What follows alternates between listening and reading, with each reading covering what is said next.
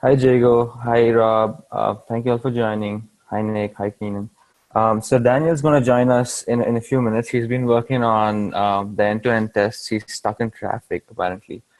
Um, in the meantime, we can start with uh, updates from all of us this week. Um, Keenan, do you want to start? Sure. Yeah, so I got some time to spend on the CSI stuff. I caught up on kind of some of the new developments in the Kubernetes CSI project, and I actually have a work in progress PR for wrapping the AWS volume plugin as CSI plugin, or CSI driver. Yeah, so that's my update. Okay. Okay. Nick, any news on the CCM for AWS? Yeah, I've just been getting started with that. So I had a meeting last week with Walter. Okay. So we walked through just sort of what he's doing and what I would need to do. And so I haven't gotten very far with implementation yet, but I've started getting set up. And Walter actually gave me a task to look at whether there's any issues with how kubelet is assigned IPs with external, setting everything to external. So I've also sort of started looking into that. Should have updates next week for it. Okay. There was actually a PR that I had started working on. I haven't gotten back to deal with that. Okay, is that specific to AWS or just in general? In general, it's modifications in the kubelet, right, to reverse the flow of information. Gotcha. Okay. Let me go see if I can find that PR real quick. Rob, can you drop that in the notes when you see it? I put a to-do.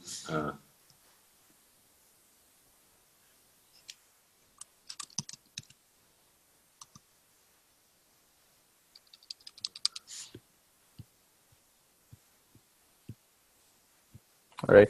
So I want to give an update too.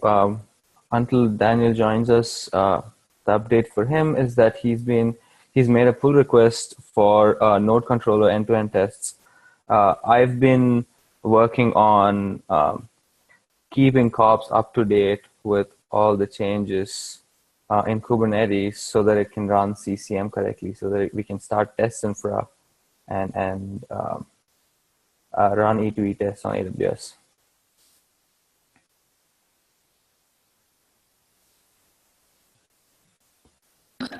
I have a quick update.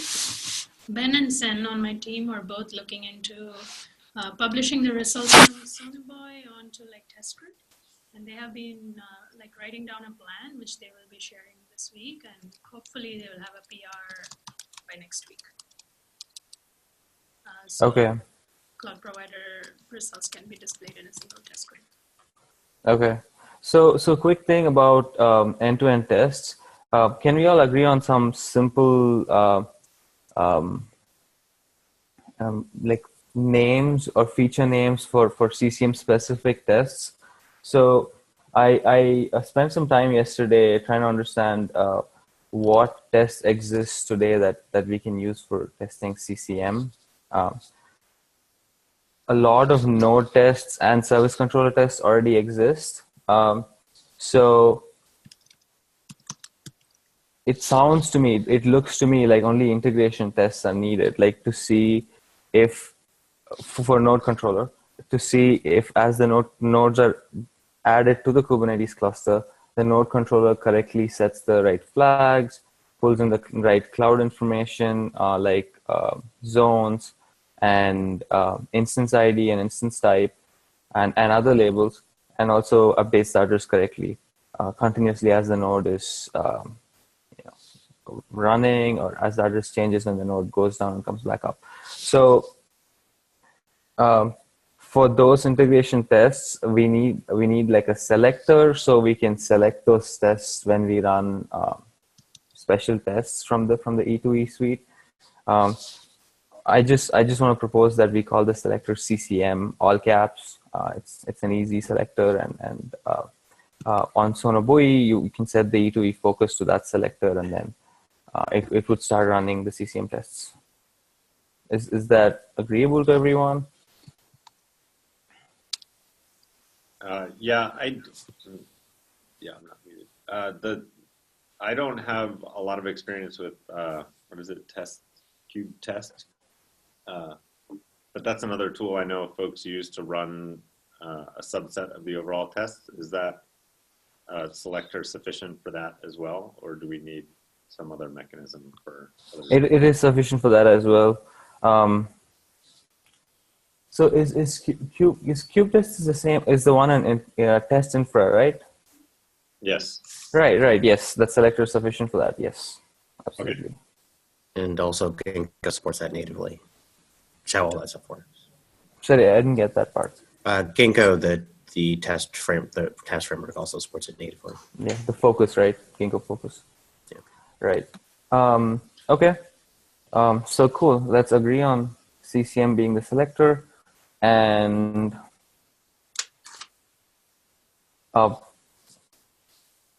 can we talk about, before we go into more of the organizational repo management kind of problems, can we talk a little bit more about what kind of tests we want added for each of the controllers that exist today?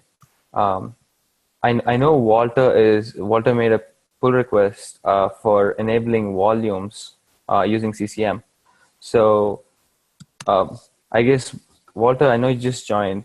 Could you talk a little bit about what kind of tests you'd like to see for that feature that you added? I'm actually feeling a little out of the.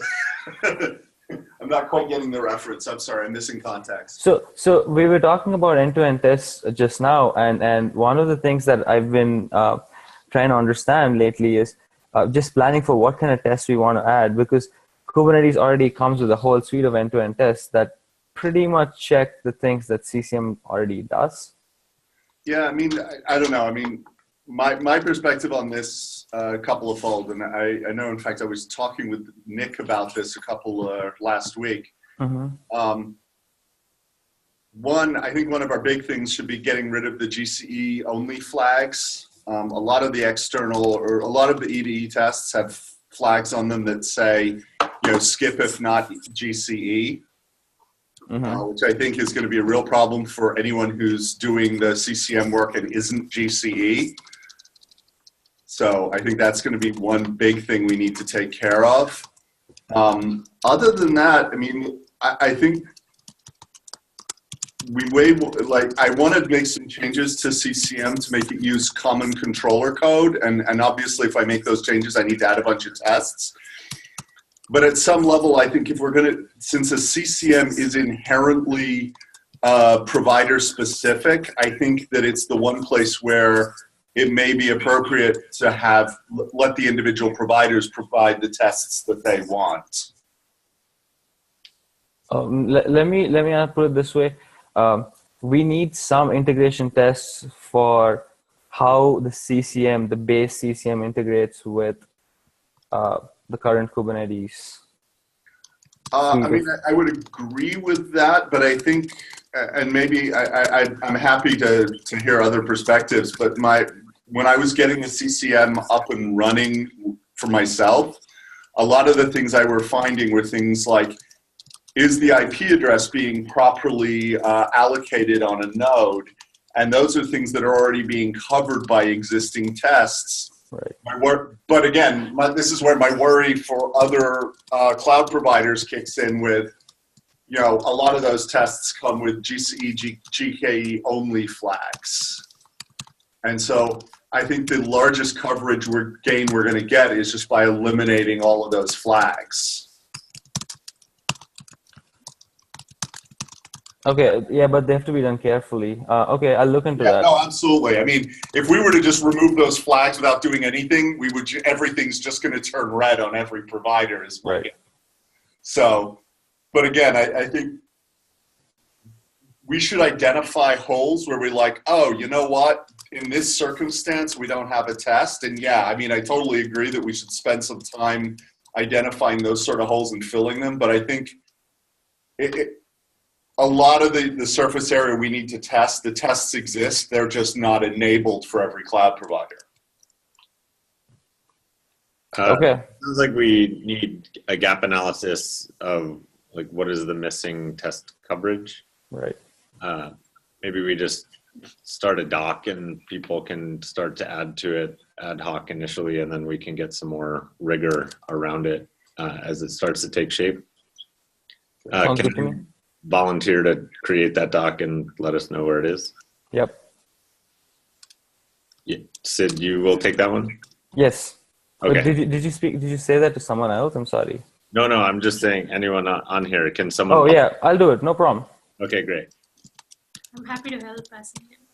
Thank you, Mitra. So the other main idea here that I think we didn't bottom out on is the difference between testing the cloud provider, the CCM for a specific cloud provider independently, and then what functionality we intend to be covered just by end-to-end tests running in that cloud provider's environment. Is that what you were trying to get at, Sid? That was a little bit of it, yes.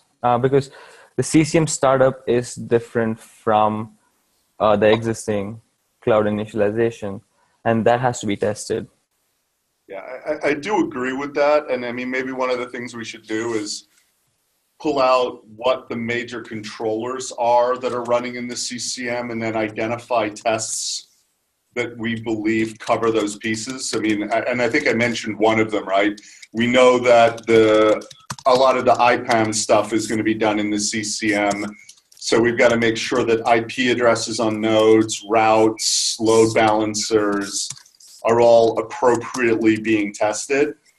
My guess is that for those examples that we have tests, because I know that when you make those changes, when I initially made those changes, things broke. But I think it's still a good exercise to go through the CCM functionality and then, you know, have a matrix of what the functionality is and what the tests we are that will help validate that functionality is working. So maybe Mitra, can you take coming up with just a test plan, a strategy, position statement, something like that, and we can discuss it in one of these meetings? Sure. Does that sound like a good plan, gang? Yeah. Sounds good.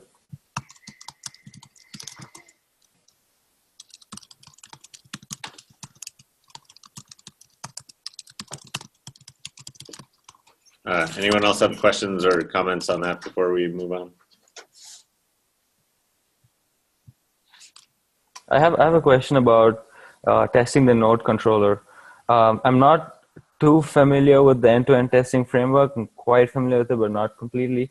I'm wondering if anyone here knows if we can test the addition of a node into a cluster and test if the CCM receives the right updates and if the CCM processes the node correctly and you know, initializes it properly.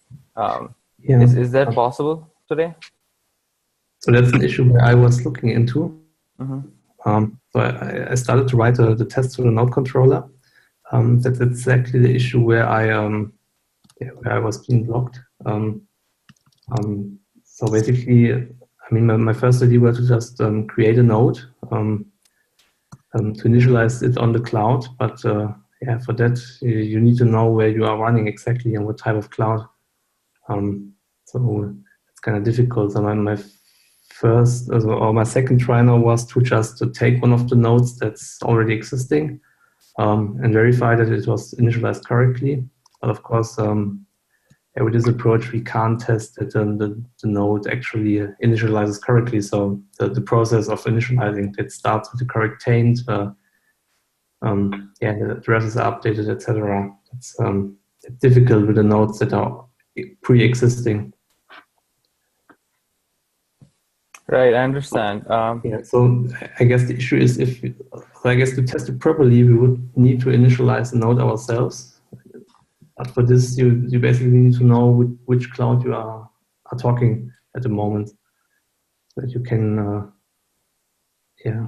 And I think that kind of touches back on what I was trying to say earlier, where I think there are some CCM style tests, and this may fall into that category, where the individual cloud providers need to write. I mean, we can give them guidance, but almost need to write the test. I mean, if the ability to add a node involves running specific cloud provider specific, like, I mean, especially on something like G-Cloud where you might want to do some sort of G-Cloud command, then I think that may have to be a CCM command.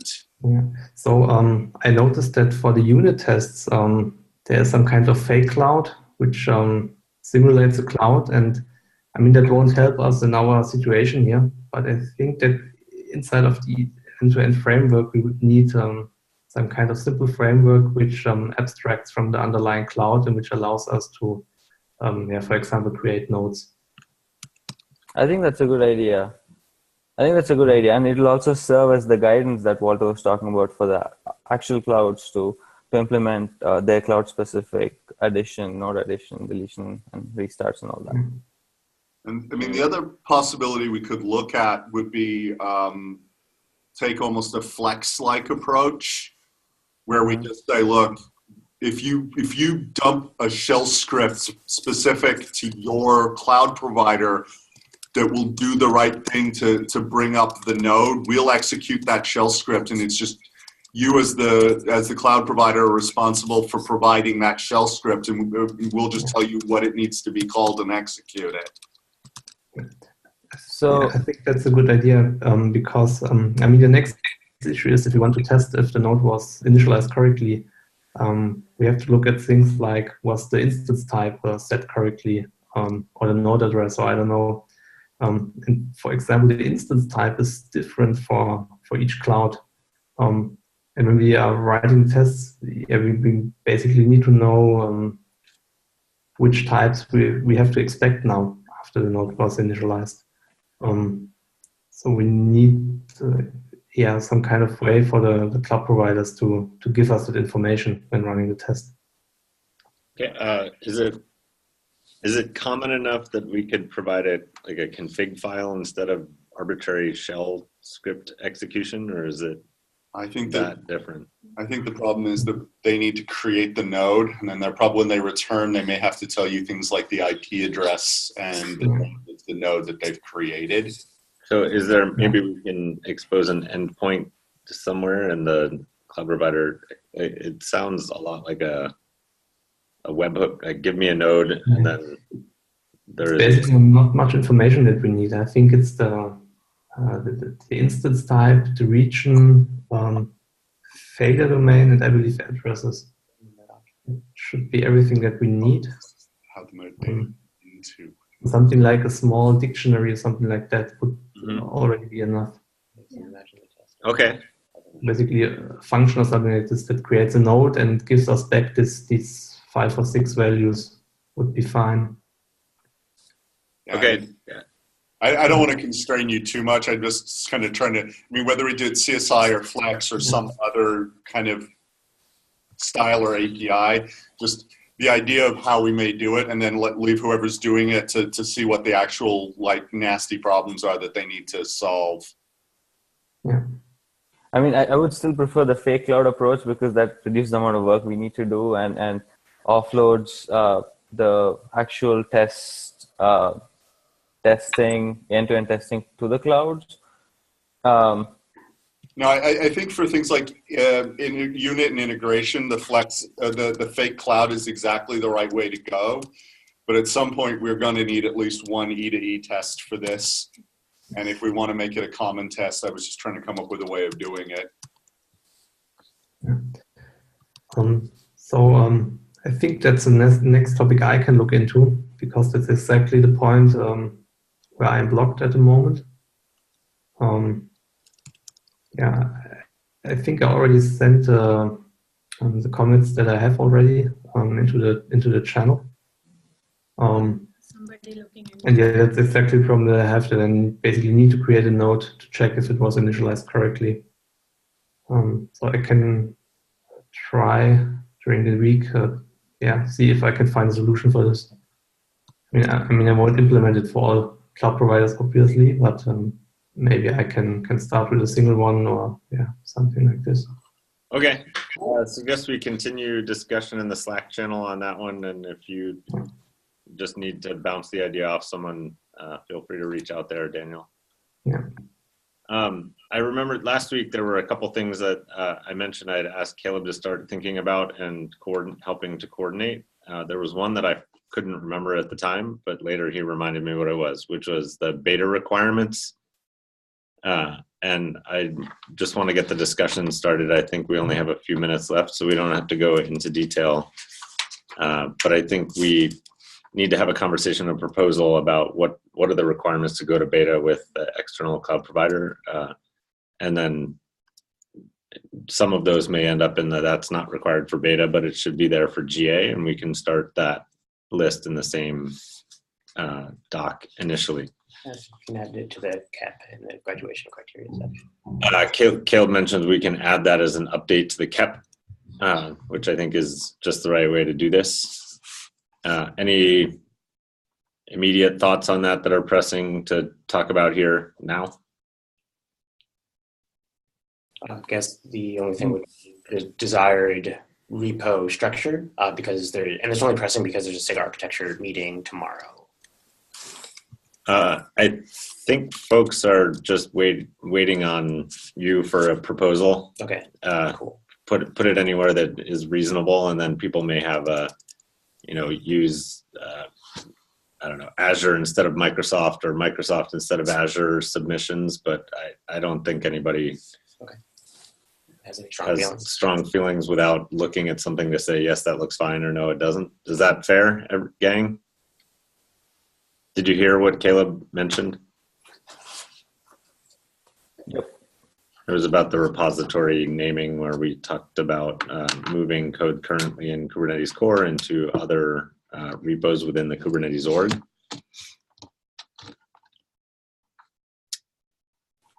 Do we also want to say it has to pass some conformance tests maybe, or some kind of tests?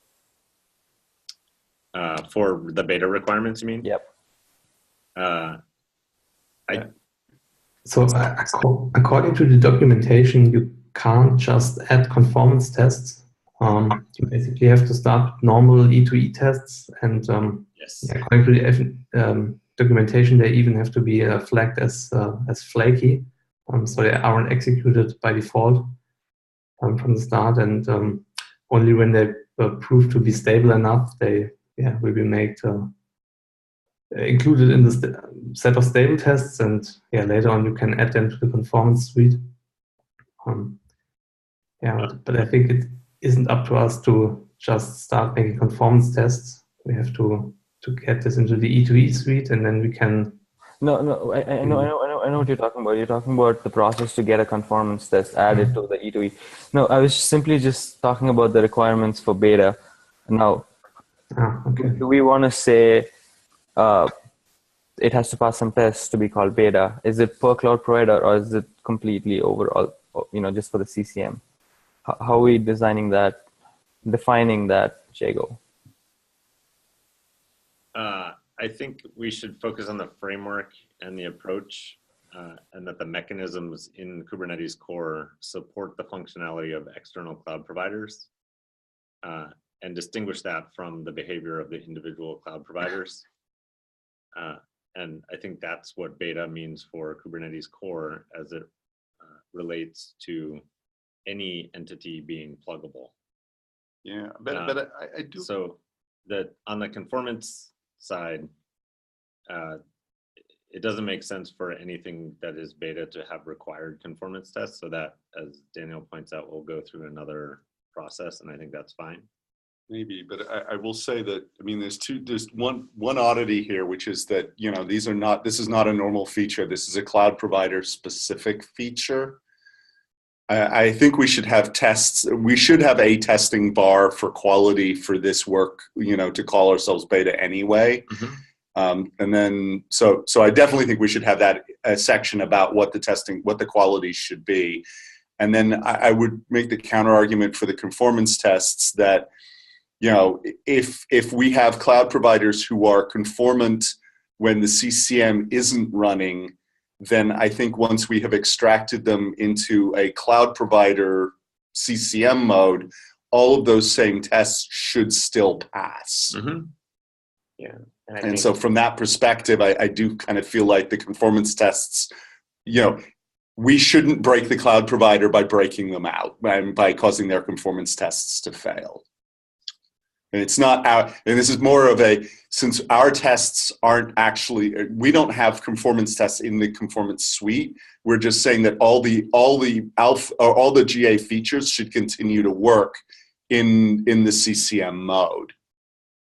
Yes. And so I think it is actually a fairly reasonable bar to put in there for our beta, is that our beta doesn't break the rest of GA.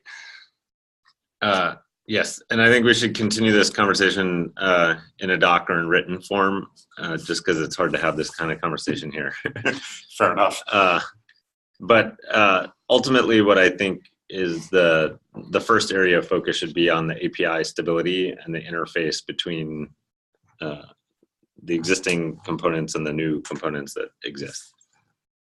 So we should focus on that as well. Mm-hmm. Yes.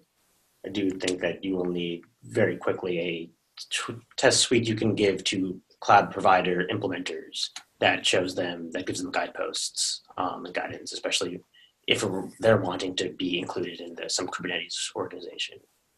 Yeah. Just in terms of fairness or parity to multi-point. Mm-hmm. Okay, I think we're out of time.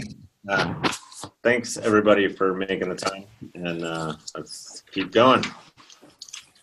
See you all. Bye. Thank you, Sid. Thanks, everyone. Thank you. Bye. Bye.